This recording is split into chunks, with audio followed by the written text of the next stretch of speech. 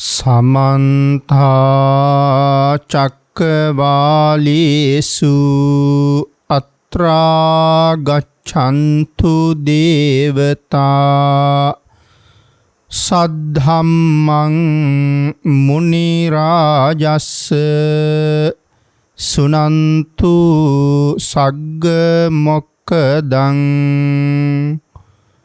ධම්මස්සවන කාලෝ අයං බදන්තා ධම්මස්සවන කාලෝ අයං බදන්තා ධම්මස්සවන කාලෝ අයං බදන්තා නමෝ තස්ස භගවතු අරහතු සබ්බ ධම්මේසු අප්පටිහත ඥානචාරස්ස දස බලධරස්ස චතු වේසාරජ්‍ය විසරදස්ස සබ්බ සත්තුත්තමස්ස ධම්මිස්ස රස්ස ධම්ම රාජස්ස ධම්මස්සාමිස්ස තථාගතස්ස සබ්බඤුනෝ සම්මා සම්බුද්දස්ස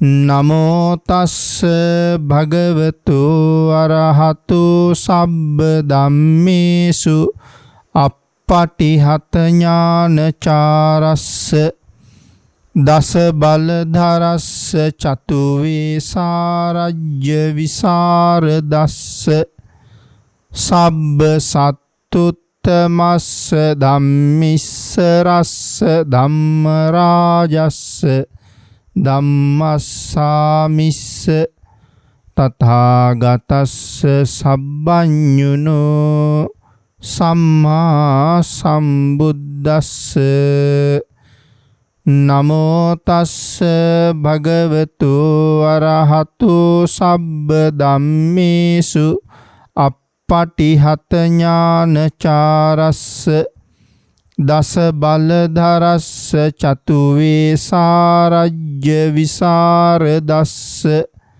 සබ්බ සත්තුත්තමස්ස ධම්මිස්ස රස්ස ධම්ම රාජස්ස ධම්මස්සාමිස්ස තථාගතස්ස සබ්බඤුනෝ සම්මා සම්බුද්දස්ස සද්ධර්ම ශ්‍රාවක කාරුණික ගුණගරුක බෞද්ධ පින්නතුනි, බොහෝම ශ්‍රද්ධාවෙන් යුක්තව සියලු දෙනාම සූදානම් වෙන්නේ තිලෝගුරු ශාන්තිනායක සම්මා සම්බුදුරජාණන් වහන්සේ විසින් ලෝක සත්වයන් පිළිබඳව අසීමිත දයාවෙන් කරුණාවෙන් මෛත්‍රියෙන් යුක්තව අවබෝධ කරගෙන දේශනා කොට වදාළ පරම ගම්බීර වූ ශ්‍රී සද්ධර්ම රත්නයෙන් අබමල් රේණුවකටත් වඩා අඩු බොහෝම පුංචි කොටසක් දේශනා කරවගෙන ධර්ම ගෞරවයේ පෙරදරි කරගෙන දේශනාගත ධර්මයේ ශ්‍රවණය කරන්නත්, එසේ ධර්ම ශ්‍රවණය කිරීමෙන් ලැබෙන අවවාද අනුශාසනා තම තමන්ගේ ජීවිතවලට එකතු කරගෙන වඩාත් නිවැරදි මෙලව ජීවිතයක් සකස් කරගන්නත්, ඒ තුලින් සුගතිගාමී වූ පරලොව ආයිති භවයකින් සැනසෙන්නත් අවසානයේ ප්‍රාර්ථනා කරන බෝධියෙන් සැප සහිත ප්‍රතිපදාවෙන් ඊටම ඉක්මන් භවයක කෙටිම කාලයකින් චතුරාර්ය සත්‍ය ධර්මය අවබෝධ කරගෙන සසරින් එතර වීමේ බලාපොරොත්තුවත් ඇතුවයි.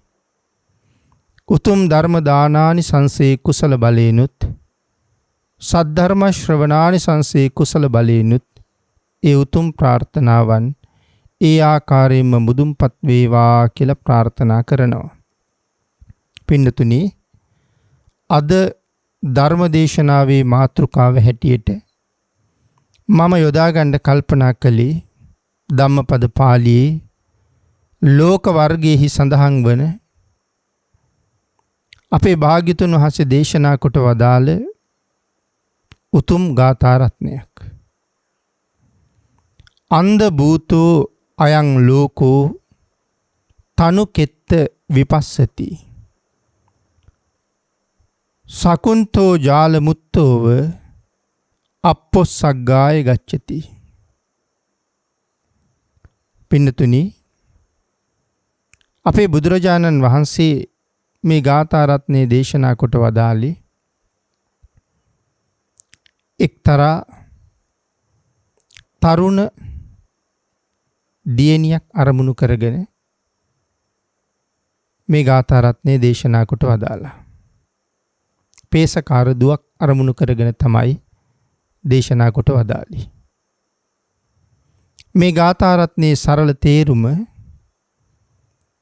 මේ ලෝකේ ජීවත් වෙන මහජනයා අන්ධයි කියලා සඳහන් කරනවා. නමුත් ඒ අන්ධ මහජනයා අතරින් ටික දෙනෙක් මේ ලෝකයේ විශේෂයෙන් දකිනවා. දැලින් මිදුන වටුවෙක් වගේ ඊටාම සුළු ප්‍රමාණයක් මේ ලෝකෙන් එතර වෙනවා. ඒක තමයි ගාථා රත්නයේ සරල තේරුම. අපේ භාග්‍යතුන් වහන්සේ මෙවන් ගාථා රත්නයක් දේශනා කොට වදාළේ මොන වාගේ අරමුණක් කාරණාවක් මත පිහිටලාද කියන කාරණාව අපි කෙටියෙන් සාකච්ඡා කළොත්, පින්නතුනි, අලව් නුවර අග්ගාලව කියලා විහාරයක් තිබුණා. එක දවසක් අපේ බුදුරජාණන් වහන්සේ අලව් නුවරට වැඩම කරපු කාලේ අලව් නුවර මිනිස්සු බුදුරජාණන් වහන්සේ වැඩම කළ බව දැනගෙන බුදුරජාණන් වහන්සේ ප්‍රධාන භික්ෂු මහා සංඝරත්නයට මනාව දන්පැන් පිළියෙල කරලා පූජා කළා. එදා අපේ භාග්‍යතුන් වහන්සේ දන් දුන්න දායක පිරිසත් භාග්‍යතුන් වහන්සේ වැඩම කළා කියලා ආරංචි වුණාම රැස් වෙන විශාල ජනකායිකුත් අරමුණු කරගෙන විශේෂයෙන් මේ පංචස්කන්ධයේ හැබෑ ස්වභාවය පැහැදිලි කරලා ත්‍රිලක්ෂණය ඉස්මතු කරලා දහම් දේශනා කරලා ඒ අනිත්‍ය බව නිසා විශේෂයෙන් මරණ සති භාවනාව වැඩිම පිළිබඳව කරුණු කාරණා දේශනා කොට වදාලා. පින්නතුනි, මේ මරණානුස්සති භාවනාව හැම කෙනෙක්ම ප්‍රගුණ කරන එක ඊටාම වටිනවා. මේ ලෝකේ ඉපදිච්ච හැම කෙනෙක්ම දවසක අනිවාර්යෙන්ම මැරෙනවා. ඒ බව මේ ජීවත් වෙන අපි හැමෝම දන්නවා. නමුත් අපි ඒ පිළිබඳව ඒ තරම් හිතන බවක් සාමාන්‍ය සමාජයේ දිහා බලහම අපිට පේන්නේ නැහැ. හුඟක් දෙනා නොමැරෙන අය වගේ ජීවත් වෙන්න උත්සාහ කරන බවක් තමයි පේන්නේ. වෙනතනි අපි එහෙම හිතාගෙන හිටියට මරණය ඒකාන්තයි. මැරෙනවා කියලා කියනකොට ඕනෑම කෙනෙකුට ඇති වෙන්නේ බයක්. පෘථග්ජනය ඕනෑම කෙනෙකුට මරණය සම්බන්ධයෙන් බයක් තමයි ඇති වෙන්නේ. ජීවිතයේ යම් කාරණාවක් සම්බන්ධයෙන් බයක් දක්වනවද? ඒ කාරණාවේ අන්තිමට තියෙන මරණය. ඒ බය මරණය නිසා ඇතිවෙච්ච බයක්. පින්නතුනි, එහෙම කොච්චර බය වුණත් අපි දවසක මැරෙනවා කියන කාරණාව මම සිහිපත් කළානේ. මරණාසන්න වෙලාවටත් දැනෙන්නේ පුදුමාකාර බයක්. කොයි තරම් බය වුණත් ඇඬුවත් වැළපුණත් මරණයෙන් බේරෙන්න විදිහක් නැහැ. අන්න ඒ නිසා අපේ භාග්‍යතුන් වහන්සේ මේ මරණ සති භාවනාව දේශනා කොට වදාලා. නිතර ප්‍රගුණ කරගත යුතු භාවනාවක් කියලා. සමහර කෙනෙක් සර්පයෙක් දැක්කහම දක්වන්නේ පුදුම බයක්.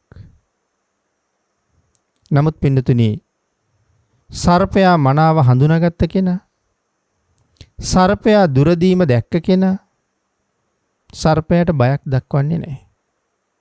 අන්න ඒ වාගේ තමයි මරණය පිළිබඳව හොඳට මෙනෙහි කරලා, මරණය පිළිබඳව භාවනාව වඩලා, මරණය කියන වචනේ මනාව ප්‍රගුණ කරගත්ත කෙනාට මරණය පිළිබඳව ඒ තරම්ම ලොකු බයක් එන්නේ නැහැ. ඔහු මරණ බයෙන් බොහෝ වෙලාවට නිදහස් වෙන කෙනෙක්. මොකද ඒක ජීවිතයට ප්‍රගුණ වෙලා තියෙන්නේ මැරෙනවා කියන කාරණාව. නමුත් එහෙම ප්‍රගුණ කරගත්තේ නැති කෙනෙකුට මරණ වේලාව ඉතා බයජනක අවස්ථාවක්. ඒ නිසා කෑකෝ ගහලා විලාප කියලා මැරෙන අවස්ථා සමහර වෙලාවට දකිනවා. එදා අලව්නුවරට වැඩපු අපේ භාග්‍යතුන් වහන්සේ දන් දුන්න පිරිස ප්‍රධානව රැස්වුණ විශාල පිරිසක් ආමන්ත්‍රණය කරලා මේ මරණ සති භාවනාව වැඩිම පිළිබඳව මැනවින් කරුණු දේශනා කොට වදාලා. අද වගේම එදත් බණ අහපු විශාල පිරිසක් බණ අහලා තම තමන්ගේ නිවෙස් වලට ගිහිල්ලා එදිනෙදා සාමාන්‍ය තමන්ගේ දෛනික කටයුතු කරමින් ජීවත් වුණා. බණ අහලා වෙනස් වුණ බවක් තිබුණේ නැහැ. අදත් එහෙමයි. හරියටම බණක් ඇහුවොත් අපි නිතර නිතර මතක් කරනවා ඒ දේශනාව ශ්‍රවණය කරන්න වාඩි වෙච්ච අය නෙමෙයි එතනින් නැගිටින්නේ කියලා. ජීවිතේ හුඟක් දේවල් වෙනස් කරගෙන අඩුපාඩු මගහරව ගන්න තීරණය කරලා කුසලයෙන් පෝෂණය වෙන්න තීරණය කරලා තමයි බණ අහලා නැගිටින්නේ. අතපසු වෙච්ච යුතුයකම් ටික නැවත සම්පූර්ණ කරන්න කල්පනා කරනවා. සිල් සමාදන් වුණේ නැත්තම් ඒ අය සිල් සමාදන් වෙන්න කල්පනා කරනවා. තිසරණ පිරිසිදු නැති අය මනාව තිසරණේ පිරිසිදු කරගන්න කල්පනා කරනවා. මව්පියන්ට සලකපු නැති අය මව්පියන්ගේ වටිනාකම තේරුම් අරගෙන මව්පියන්ට සැලකීමේ චේතනාව විශ්මතු කරගන්නවා. මේ ආදි වශයෙන් ජීවිතේ බොහෝ දේවල් වෙනස් කරගන්නවා හරියටම බණක් අහපුවාම. නමුත් පින්නතුනි එහෙම බණ අහන අය දකින්නේ ඊටාත්ම අඩුවෙන්. ධර්ම ශ්‍රවණය කරනවා කියන එක වර්තමානයේ තවත් එක චාරිත්‍රයක් විතරක් බවට පත් වෙලයි තියෙන්නේ. නමුත් භාග්‍යතුන් වහන්සේ දේශනා කළේ බණ අහන්න ඕනේ. හොඳින් බණ අහන්න ඕනේ කියලා. රතන සූත්‍රයේ එහෙම දෙවියන්ට විශේෂයෙන් කරුණු පැහැදිලි කළා. සියලු දෙව්සැප අත්හැරලා මේ වෙලාවේ මෙතෙන්ට එකතු වෙලා ඉන්නේ වෙන කාරණාවක් සඳහා නෙමෙයි බණ අහන්නයි ඇවිල්ලා ඉන්නේ. ඒ නිසා අමනුෂ්‍යයිනි මනාව ධර්ම ශ්‍රවණය කරන්න කියලා. එහෙනම් පින්නතුනි මේ බණ අහන්න වාඩි වෙච්ච ඔබත් දවසේ තවත් නොඑක් බොහෝ කටයුතු තියෙන වෙලාවක ඒ සියලු වැඩ කටයුතු පසෙක තියලා ඔබ වාඩි උනේ බණ අහන්න නම් ඔබ හොඳට බණ අහන්න. ඒකයි වටින්නේ. පින්නතුනි එදා මේ අලව්නුවර බණ අහපු පිරිස අතර හිටියා එක තරුණියක් වයස අවුරුදු 16ක විතර. ඇය භාග්‍යතුන් වහන්සේ දේශනා කරපු මනරම් දේශනාව මනවින්ම ශ්‍රවණය කරලා ඇය තමන්ගේ නිවසට ගිහිල්ලා කල්පනා කළා භාග්‍යතුන් වහන්සේ දේශනා කළ දේශනාව මොනතරම් උතුම්ද, කොයිතරම් ශ්‍රේෂ්ඨද, ඒ උතුම් ධර්ම කාරණාව මත පිහිටලා කටයුතු කරන පුද්ගලයා කොයිතරම් උතුම්ද. ඒ නිසා මේ ධර්ම දේශනාවට අනුව මගේ ජීවිතේ වෙනස් කරගන්න ඕනේ. මරණ සති භාවනාව මම නිතරම ප්‍රගුණ කරන්න ඕනේ කියලා ඒ කල්පනා කළා. එදා ඉඳලා ඇය හැමදාම මරණ සතිය වැඩුවා. පින්නතුනි අපේ භාග්‍යතුන් වහන්සේ එක දවසක් මහා කරුණා සමාපත්තියෙන් ලෝක ධාතුව බලා වදාළ වෙලාවේ මේ මරණ සතිය වඩන අලවුනුවර ජීවත් වෙන මේ තරුණ පේසකාර දියණිය දැක්කා. ඇය දැන් ඊටාම මරණාසන්නයි. ඒ කියන්නේ වයස ගිහිල්ලා නෙමෙයි. තරුණ අවදියේම ඇයට මරණයට හේතු උදා වෙලයි තියෙන්නේ. නමුත් දැන් අවුරුදු 3ක් විතර මේ එදා අලවුනුවර වැඩි දවසේ ඉඳලා 3 අවුරුද්දකට විතර පස්සේ භාග්‍යතුන් වහන්සේ මේ බලන්නේ. මේ අවුරුදු 3ක් පුරාවට ඇය මනවින් මරණ සතිය ප්‍රගුණ කරලා තියෙනවා. භාග්‍යතුන් වහන්සේ මුණ ගැහුනොත් ඇය පෘථග්ජන සෙයියාවත් හැරලා අති උතුම් සෝවාන් ආර්ය මාර්ගඵලය ලැබලා මෙලවින් සමුගන්න බව භාග්‍යතුන් වහන්සේ දන්නවා.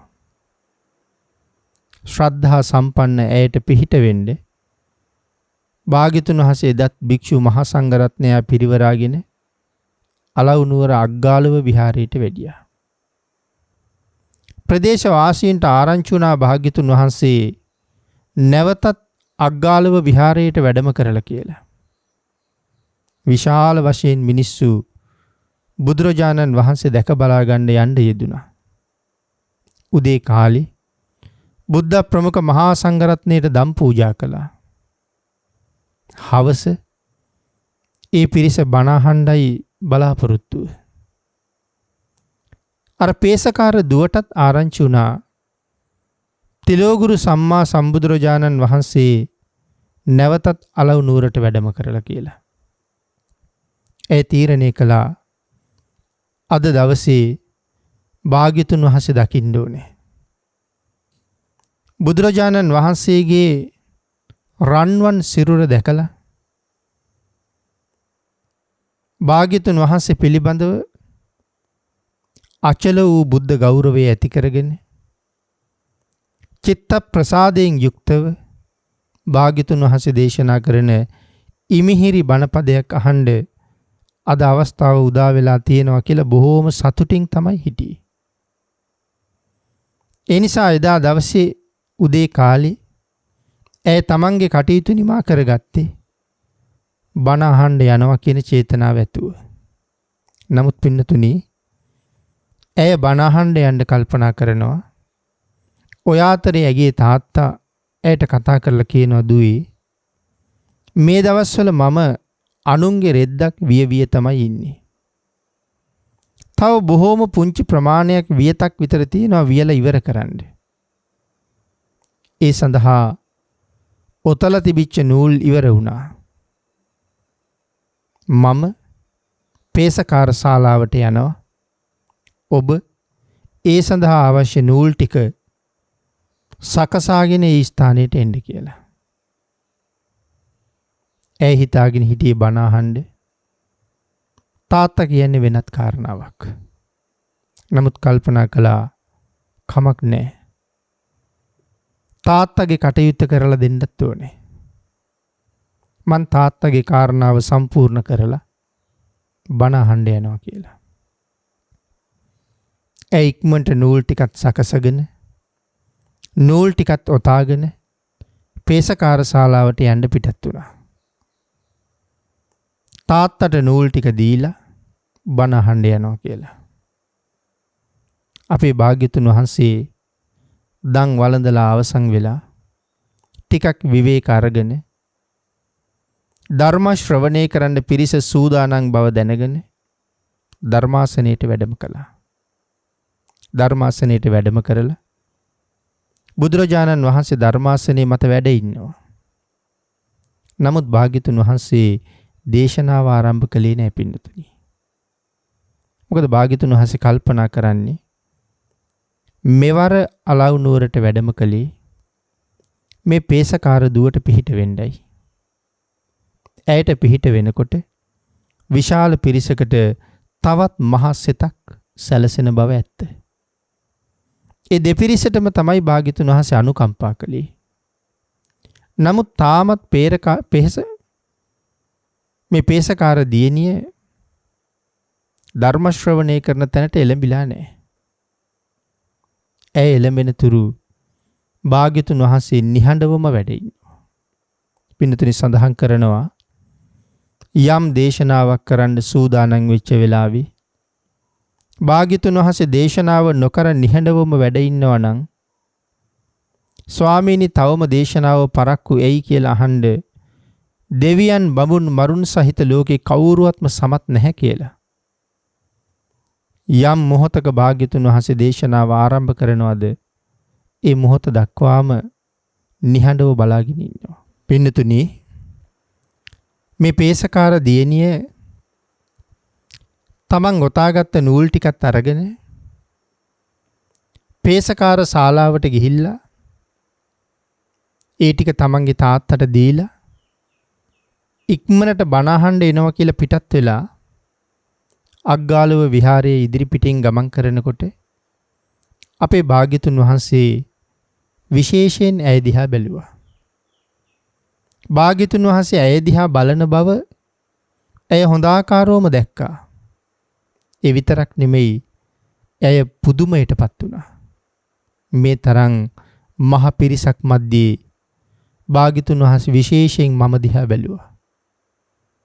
ඒ නිසා මම මේ නූල් පැස අරගෙන පේසකාර ශාලාවට යන්න කලින් භාග්‍යතුන් වහන්සේ වැඳ පුදා ගන්න යා යුතුයි ධර්ම ශ්‍රවණය කරන්න යා යුතුයි කියලා ඒ කල්පනා කළා.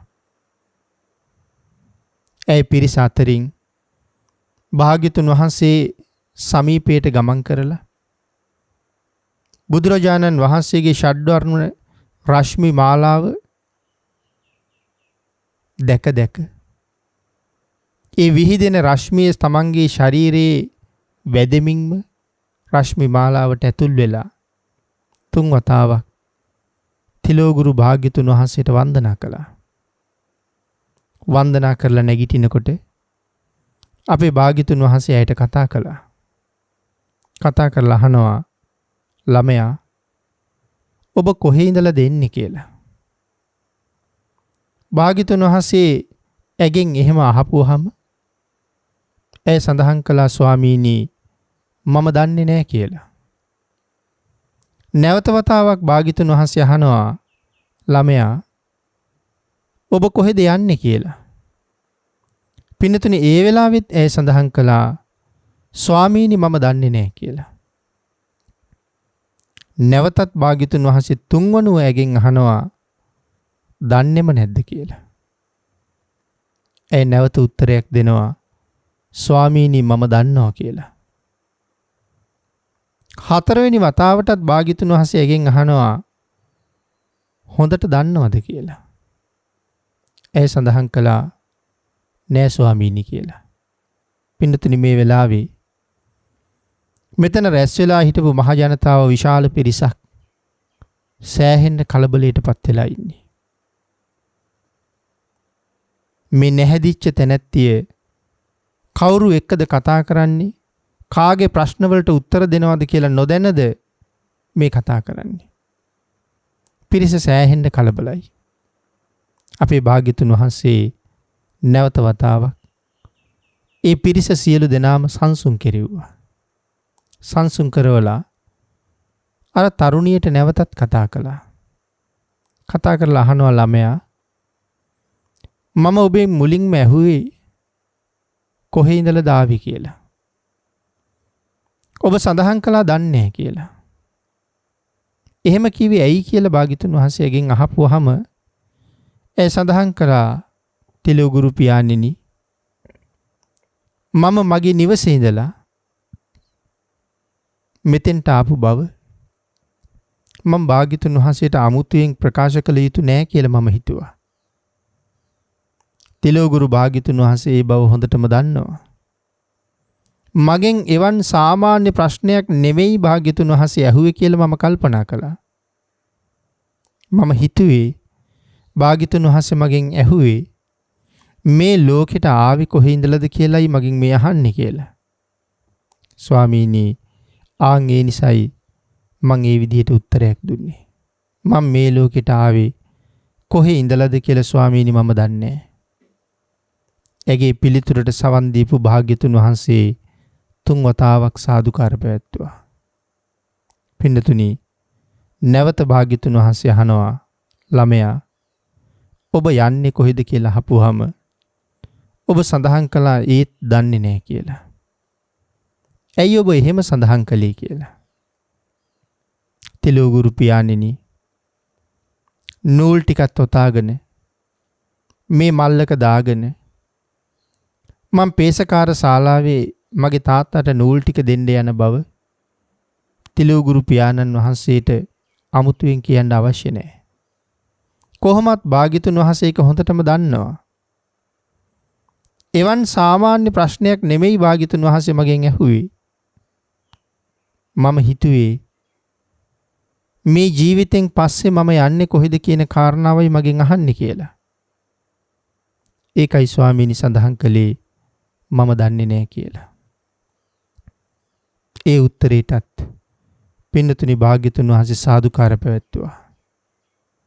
නැවත අපේ භාග්‍යතුන් වහන්සේ ඇගෙන් අහනවා ළමයා තුන්වෙනුව මං ඔබෙන් අහපුවාම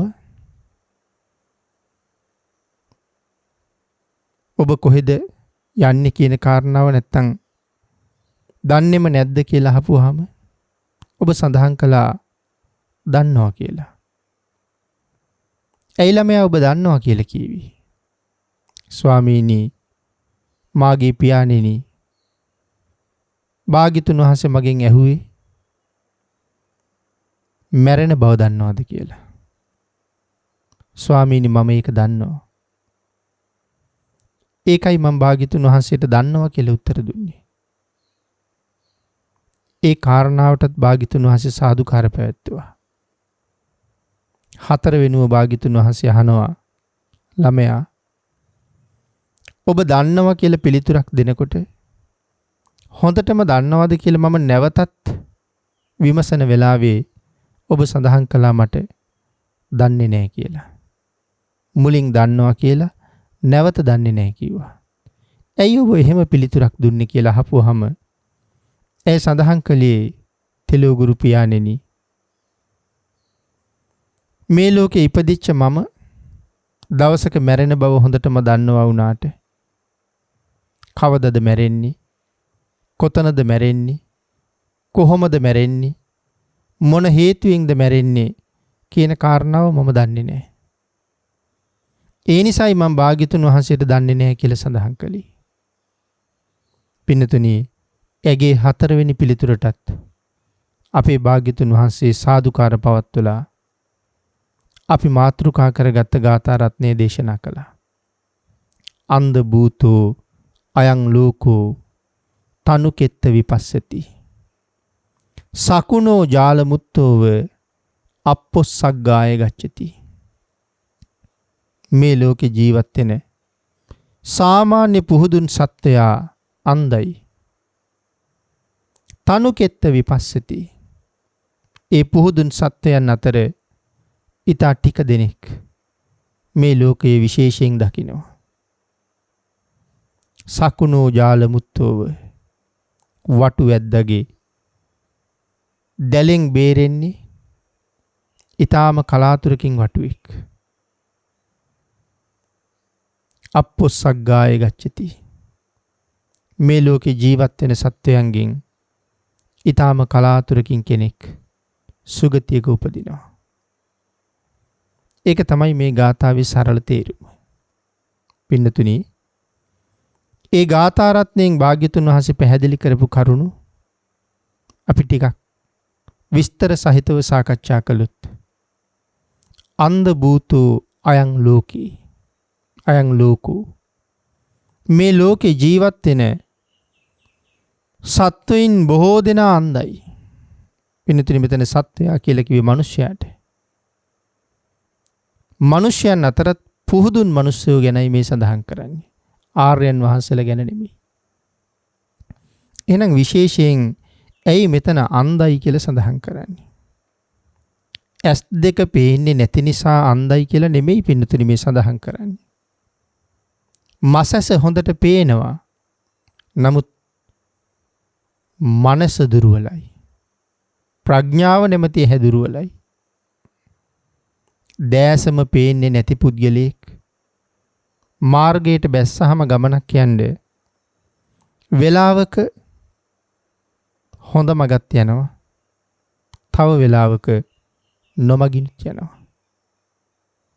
අන්න ඒ වගේ තමයි මේ නුවණැස දියුණු නැති පුද්ගලයා. මේ ලෝකේ ජීවත් වෙනකොට ඔවුන් කරන කටයුතු අතරේ ඔවුන් සමහර වෙලාවට බොහෝ අකුසල් කරනවා. තවත් වෙලාවක පින්කනුත් කරනවා. ඒකයි සඳහන් කළේ අන්ධයා මගට බැස්සහම හොඳ මගත් නොමගත් දෙකේම යනවා කියලා. සසර නැමැති ගමනේ කුසල් අකුසල් දෙකම රැස් කරගන්නවා. භාග්‍යතුන් වහන්සේ නැවත පැහැදිලි කරනවා.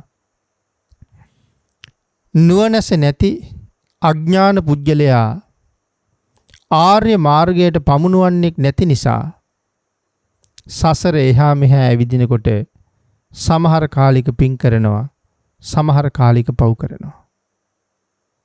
පින්නතුනි, අපි මේ తত্ত্বය අපි ජීවත් වෙන සමාජයෙන් හොඳට දකිනවා.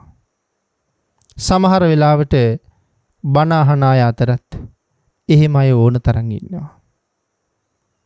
සංසාරේ නම් ඊටාම භයානකයි. සසර ඊටාම දිගයි. සසර ඊටාම දුකයි. දුක්ඛිත වූද භයානක දූ මේ සංසාරේ මොහොතක්වත් රැඳෙන එක ඊටාම භයානක බව භාග්‍යතුන් වහන්සේගේ දේශනාවයි. භාග්‍යතුන් වහන්සේ කවදාවත්ම භවය වර්ණනා කරන්නේ නැහැ පින්නතුනි. සමහර තැන්වල භාග්‍යතුන් වහන්සේ දේශනා කොට වදාලා මේ අසුචි කියන જાතිය ටිකක් තිබුණත් හුඟක් තිබුණත් දුර්ගන්ධයි කියලා. භවය වර්ණනා කරන්නේ නැහැ කියලා කියහම දෙව්ලොව ඉපදීම පවා භාග්‍යතුන් වහන්සේ අගය කරන්නේ නැහැ පින්නතුනි.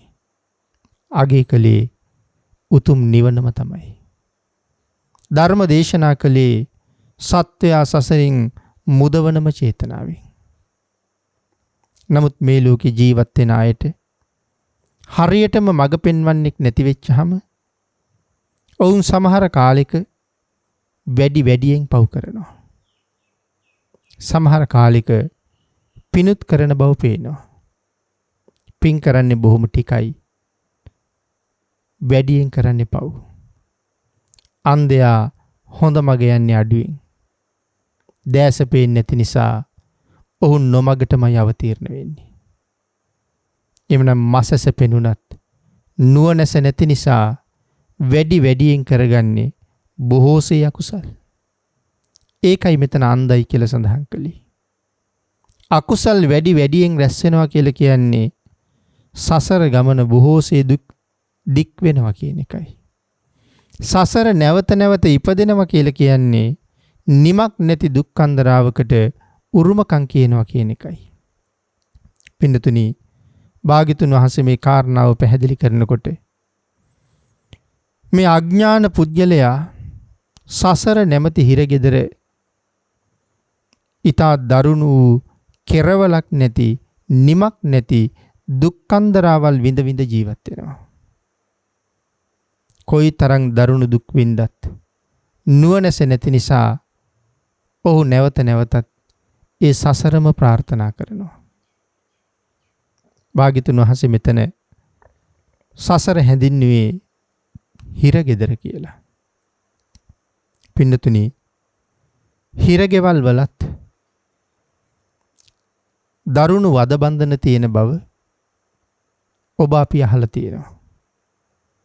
බරපතල වැඩ සහිතව මෙච්චර කාලයකට හිරගෙදරට නියම වුණා කියන කාරණාව වචනේ අපි ඕන තරම් අහලා තියෙනවා.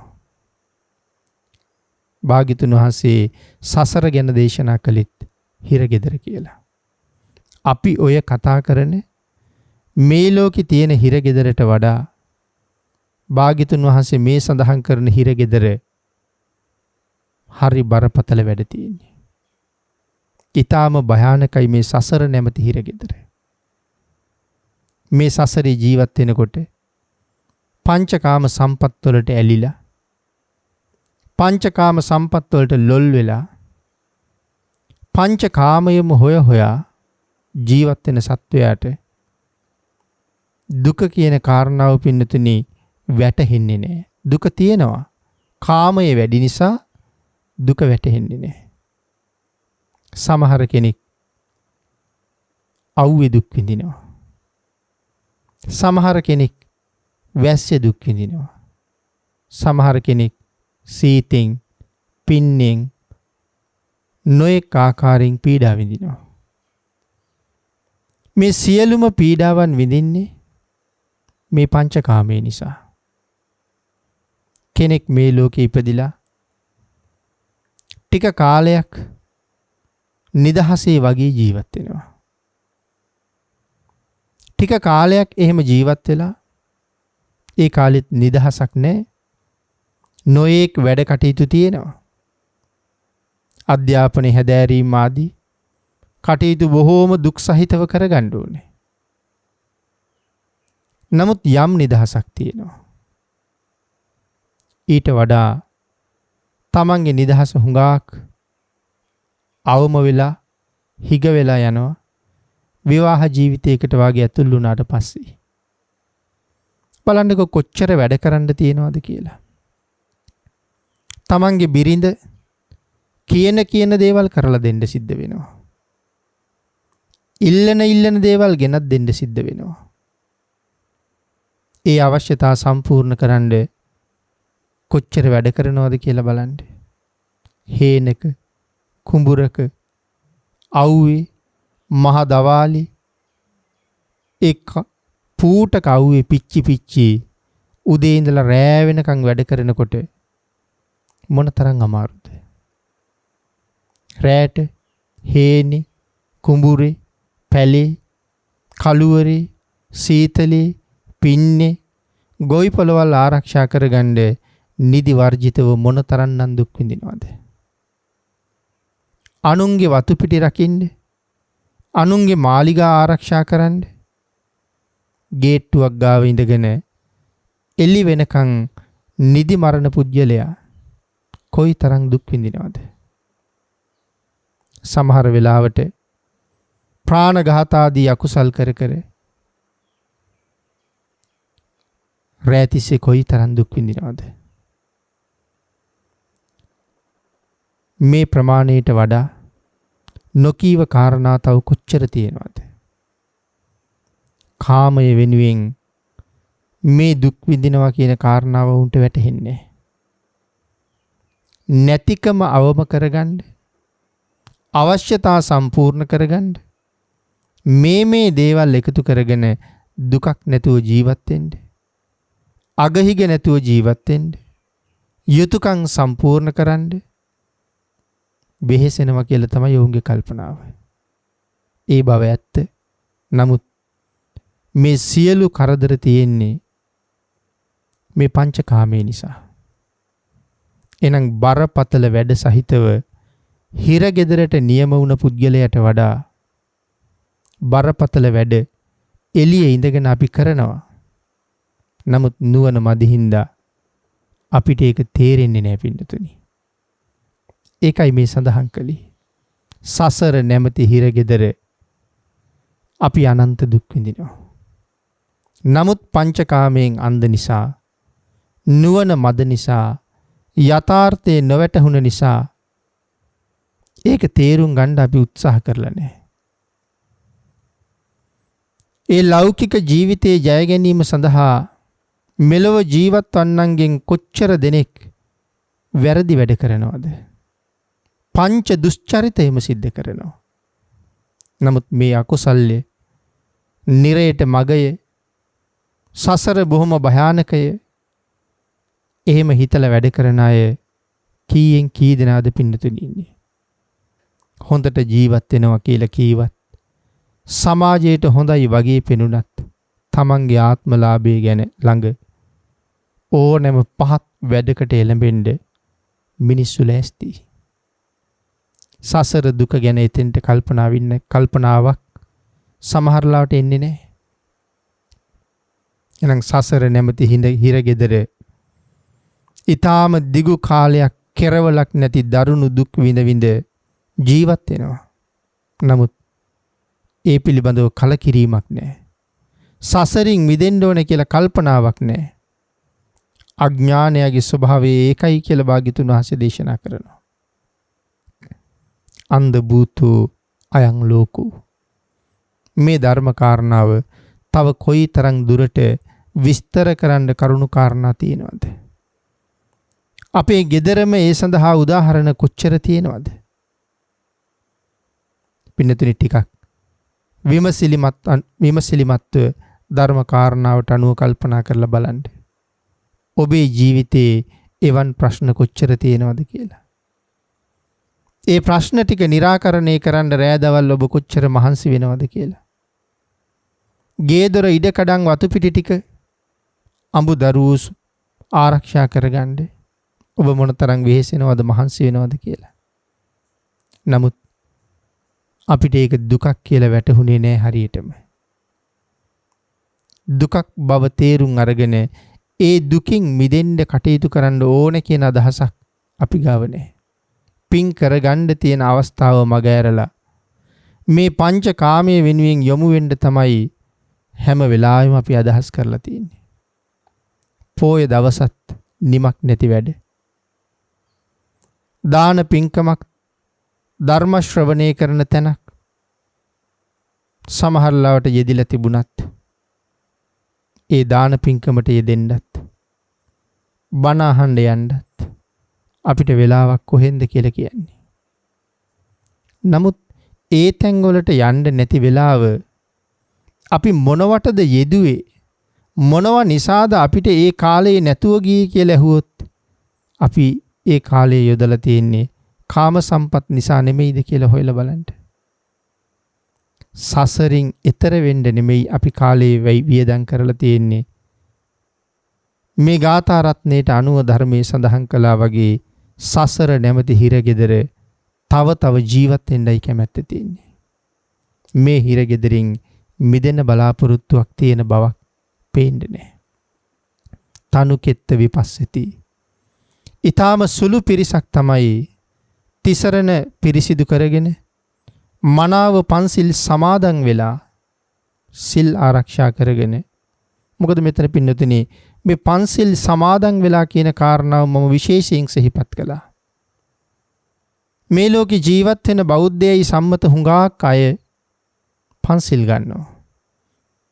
අවස්ථා කීපයක දවසකට දෙතුන් වතාව පන්සිල් ගන්න අවස්ථා තියෙනවා. නමුත් පින්නතුනේ සිල් සමාදන් වෙනවා කියන තැනට යන්නේ ඊටාම සුළු පිරිසයි. මොකද්ද මේ සිල් සමාදන් වෙනවා කියන කාරණාවේ තියෙන වෙනස? අපි සාමාන්‍යයෙන් කරගෙන අනේකට කියන්නේ සිල් කියවනවා කියලා. සිල් සමාදන් වෙනවා කියලා නෙමෙයි. එහෙනම් කොහොමද සිල් සමාදන් වෙන්නේ? ශික්ෂා පදේ කියනකොට තේරුම මනසට නගාගෙන ඒ මෙනෙහි කර කර ශික්ෂා පදේ කියන්න ඕනේ. පානාතිපාතා වේරමණී සික්ඛාපදං සමාදියාමි. මේ ප්‍රාණඝාතය කියන අකුසල කර්මයෙන් වැළකීමේ ශික්ෂා පදේ මම සමාදන් වෙනවා. මම ප්‍රාණඝාත කරන්නේ නැහැ. ඒකෙන් වළකිනවා කියන කාරණාව තමන්ගේ මනසට නැගෙන්න ඕනේ. එහෙම නැත්තම් සිල්පද කියුව විතරයි වෙන්නේ. සිල් සමාදන් වීමත් සිල්පද කියවීමත් කියලා කියන්නේ දෙකක්. සිල් සමාදන් වීමෙන් තමයි මහත්ඵල මහානිසංසදායක කුසල් ලබන්න පුළුවන්කම තියෙන්නේ. ඒ නිසා තිසරණ පිරිසිදු කරගෙන මනාව පන්සිල් ආරක්ෂා කරගෙන හැකි හැම අවස්ථාවකම සුළු හෝ නමුත් වශයෙන් දානයක් දීගෙන සද්ධර්ම ශ්‍රවණය කරගෙන යම් කෙනෙක් ජීවිතයට කුසල් එකතු කර ගනිමින් බොහෝ පින්කම් වල නිරත වෙමින් දස පුණ්‍ය ක්‍රියාව සම්පූර්ණ කරමින් කටයුතු කරන කෙනා මේ සංසාරයෙන් එතර වෙන්න උත්සාහ කරන කෙනෙක්. නමුත් එහෙම අය මේ සමාජය අපි දකින්නේ බොහොම ටිකයි පින්නතුනි. බොහොම අඩුවෙන් තමයි අවංකව මේ දේ කරන අය දකින්නේ. සකුණෝ ජාලමුත්තෝව කුරුළු වැද්දෙක් කුරුල්ලන් අල්ලන්න මනාව සැලසුම් කරලා දැලක් එළහම ඒ දැලෙන් බේරෙනවා නම් බේරෙන්නේ ඊටාම ස්වල්ප දිනයි. කුරුළු රෑනක් වහලා ඉන්න තැනක කුරුළු අල්ලන වැද්දෙක් දැලක් ඉහළින්ම යොමු කරාම දැල ඉහළින් එන බව දැනගෙන දැලෙන් මග අරින්න බේරෙන්න උත්සාහ කරලා බේරෙන්නේ ඊටාම ටික දෙනයි. අනිත් සියලු දෙනාම වැද්දාගේ දැලට කොටු වෙනවා. වැද්දාගේ දැලට කොටු වුණොත් යමෙක් ඔහුට ඊළඟට අත් විඳින්න වෙන්නේ ඊටාම භයානක දඬුවමක්. මූණ පාණ්ඩ වෙන්නේ භයානක ඉරණමකට. අන්න ඒ වාගේ තමයි මෙන්න මේ මාරයා විසින් මේ ලෝකේ ජීවත් වෙන සත්වයා ඔබ අප අල්ලගන්න දැලක් දාලා තියෙනවා. ඒ දැල තමයි පංචකාමයේ කියන දැල. කොයි පැත්තෙන්වත් ගැලවෙන්න බැරි විදිහට මේ දැල එල්ලලා තියෙනවා.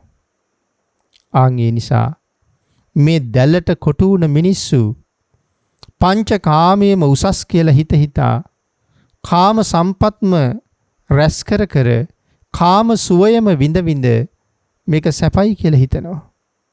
නමුත් අවසාන ප්‍රතිඵලය ඊටාම දුක්ඛදායකයි. හරිම භයානකයි. ඒක සසරේ හැටි. සතර අපායේ ඉපදිලා අනන්ත දුක් විඳින්න සිද්ධ වෙනවා. නමුත් මේ කාම සම්පත් අතරේ අතරමං වෙලා ඇස කන නාසය දිව ශරීරයේ පිනව මේ කරන එක ඒ තරම් සුබදායක වැඩක් නොවන බව තේරුම් අරගෙන මෙහි උසස් සැපයක් සදාකාලික සැපයක් නැති බව තේරුම් අරගෙන සැපය හොයාගෙන යන්න වීරිය වඩන්නන්ගේ අඩුපාඩුව බොහෝම තියෙන බව පේනවා. වීරිය වඩන්නෝ හරි අඩුයි. කාම දැලට පැටලිච්ච උන් වැඩි. කොයි තරම් සමාජයේ දිහා බලහම අපිට ඒක මනාව පැහැදිලි වෙනවද? අවසාන වශයෙන් දේශනා කොට වදාළේ අපොස්සග්ගාය ගච්ඡති. ඊටාම ටික දෙනෙක් මේ පංචකාමයෙන් මිදෙන්න වීරිය වඩන බව පේනවා. පින්නතුනි, මේ ලෝකේ ජීවත් වෙන සත්වයා මනුස්ස ලෝකෙන් මැරිලා වැඩි පිරිසක් ගිහිල්ලා උපදින්නේ සතර අපායේ. ඊටාම ටික දෙනෙක් නැවත මනුස්ස ලෝකෙ ඉපදෙනවා. වැඩි පිරිසක් සතර අපායේ ඉපදෙනවා. ඊටාම ටික දෙනෙක් නැවතත් මිනිස්සු අතරම උපදිනවා. ඒ යම් ප්‍රමාණයකින් පංචශීලයේවත් රැකගෙන හිටපු අය. ඒ උතුම් පන්සිල්වත් නැති අය සතර අපායටම යනවා. මනුස්ස ලෝකේ ඉපදිච්ච අයගෙන් තවත් සුළු පිරිසක් දිව්‍ය ලෝකවල උපදිනවා. දිව්‍ය ලෝකවල දිව්‍ය ආයුෂ භුක්ති විඳලා දෙව්ලොවින් චුත වෙලා නිරයට යන ප්‍රමාණය වැඩි පින්නතුනි. මනුස්ස ලෝකෙට එන ප්‍රමාණය ඊටම අඩුයි. දෙව් සැප විඳලා වැඩි පිරිසක් නිරයටම යනවා. පෙර කරගත් අකුසල් බොහොම නිසා. සමහර කෙනෙක් නැවත පින් කර ගන්න හිතාගෙන මනුස්ස ලෝකෙට එනවා. දිව්‍ය ලෝකෙන් චුත වෙච්ච ඊටාම ස්වල්ප පිරිසක් නැවත දෙව්ලොවම උපදිනවා. මේ කාරණාව මනාව තේරුම් ගන්න ඕනේ. මේ ලැබිලා තියෙන අවස්ථාව කොච්චර වටිනවද? ඒ අවස්ථාවෙන් ප්‍රයෝජන ගන්න බැරි වුණොත් අපි නුවණ මද අඥාන අන්ධයන්ගේ ගණේටම තමයි පින්නතුනි වැටෙන්නේ. එහෙම නොවෙන්න හැම වෙලාවෙම උත්සාහ කරන්න ඕනේ. බුද්ධාන්තරයේ අති දුර්ලභයි. අපේ භාග්‍යතුන් වහන්සේ ෂණ සම්පත් කියලා කරුණු පැහැදිලි කරනකොට නොකල් 8ක් දේශනා කළා. ඒ නොකල් 8ට තමයි ෂණ සම්පත් කියලා කියන්නේ. පංච ඉන්ද්‍රියන්ටත් ෂණ සම්පත් කියලා සමහර තැනක කියලා තියෙනවා.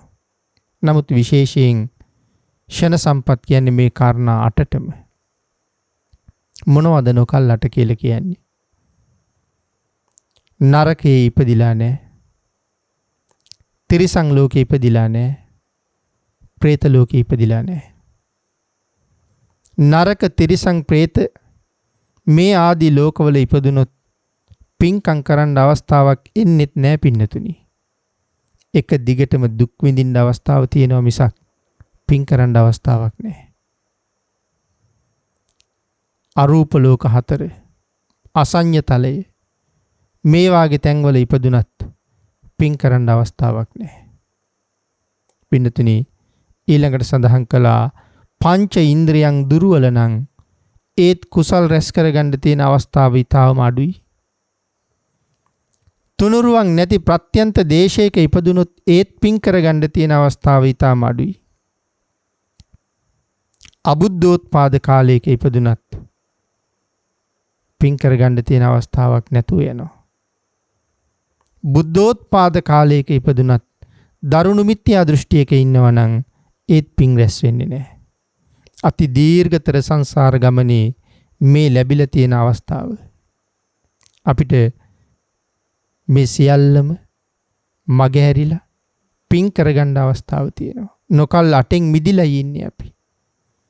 මේ වෙනකොට අපි සතර අපායේ නෙමෙයි ඉන්නේ. ඔබ හිතලා බලන්න. මේ වෙනකොට අපි අරූප තලයක අසඤ්ඤ තලයකත් නෙමෙයි ඉන්නේ. හොඳට පින් කරන්න පුළුවන් තැනක මනුස්ස ලෝකේ. පංච ඉන්ද්‍රියන්ගේ දුර්වල බවක් නැහැ. ප්‍රත්‍යන්ත දේශයක නෙමෙයි. අබුද්ධෝත්පාද කාලයක් නෙමෙයි. දරුණු මිත්‍යා දෘෂ්ටියක් නැහැ. පින් කරගන්න හොඳටම කල් තියෙනවා. මේ කාල 8ම මනාව සම්පූර්ණ වෙන්නේ. කියන්නේ පින් කරගන්න පුළුවන් කාල ටික සම්පූර්ණ වෙන්නේ තාම කලාතුරකින්. මේ අවස්ථාව තමයි ලෝකේ වැඩි.